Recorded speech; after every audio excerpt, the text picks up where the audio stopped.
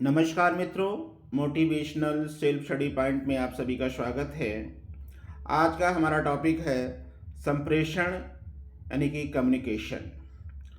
संप्रेषण वह प्रक्रिया है जिसमें एक व्यक्ति अपने विचार, भावनाएं, सूचना या संदेश को किसी दूसरे व्यक्ति तक पहुंचाता है और दूसरा व्यक्ति उसे समझता है। अर्थात संदेश का आदान प्रदान, उसकी समझ ही संप्रेषण कहलाता है।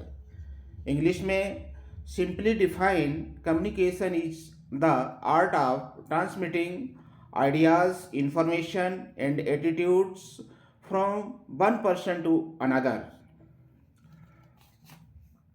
इसे सिंपली एक पंक्ति में कहते हैं, विचारों और सूचनाओं के आदान प्रदान की प्रक्रिया को संप्रेषण कहते हैं। अब बात करते हैं संप्रेषण के या संप्रेषण प्रक्रिया के घटक या कंपोनेंट कौन कौन से हैं। तो संप्रेषण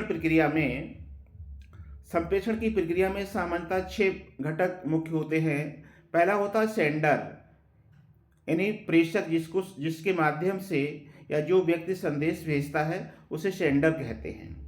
दूसरा है संदेश या मैसेज, जो जानकारी, विचार या भावनाएं भेजी जाती हैं। इसके अलावा तीसरा घटक जो है वो माध्यम या चैनल हो सकता है, वह साधन जिसमें संदेश भेजा जाता है, जैसे बोलना, लिखना, फोन, ईमेल इत्यादि के द्वारा। एक होता है रिसीवर, यानी जो प्राप्त करता है उस संदेश को, जो व्यक्ति संदेश को प्राप्त करता है। अगला है प्रतिक्रिया या फीडबैक या प्रतिपुष्टि भी कहते हैं इसे। तो प्राप्तकर्ता द्वारा दिया गया उत्तर या प्रतिक्रिया फीडबैक कहलाती है। इस समय संदेश भेजते समय कुछ बाधाएं भी होती हैं, जैसे नॉइस यानी आवाज़, वह तत्व जो संदेश को सही तरीके से पहुंचने में बाधा डालता है, जैसे शोर है, गलतफहमी इत्यादि है। अब बात करते हैं टाइप्स ऑफ कम्युनिकेशन, यानी कि संप्रेषण के प्रकार। ये कई प्रकार का होता है। पहला है मौखिक संप्रेषण, यानी वर्बल कम्युनिकेशन। जब संदेश बोलकर या शब्दों के माध्यम से दिया जाता है, उदाहरण के लिए बातचीत या भाषण के माध्यम से। अगला है अमौखिक संप्रेषण या नॉन वर्बल कम्युनिकेशन, जब संदेश बिना शब्दों के माध्यम से दिया जाता है, जैसे चेहरे के हाव भाव से, संकेत के माध्यम से, बॉडी लैंग्वेज से जो संप्रेषण होता है उसे नॉन वर्बल कम्युनिकेशन कहते हैं।